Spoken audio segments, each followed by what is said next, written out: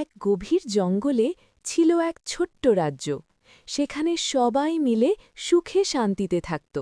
হরিণ, খরগোশ, বানর, হাতি আর নানান রঙের পাখি।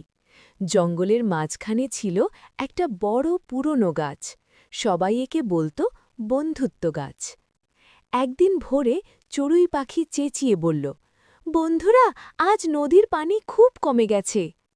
খবরটা শুনে সবাই চিন্তায় পড়ে গেল। খরগোশ বলল, পানি না থাকলে আমরা বাঁচব কিভাবে? তখন ধীরে ধীরে এগিয়ে এলো বুদ্ধিমান হাতিটা। সে বলল, ভয় পেও না, সবাই মিলে চেষ্টা করলে উপায় বের হবেই। বানর গাছে উঠে চারদিকে তাকিয়ে দেখল, দূরে একটা লুকোনো ঝর্ণা আছে। সে সঙ্গে সঙ্গে খবর দিল সবাইকে।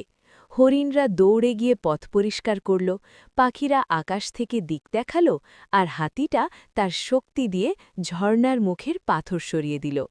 কিছুক্ষণের মধ্যেই ঝর্ণার পানি আবার বয়ে চলল। সবাই আনন্দে নাচতে লাগল।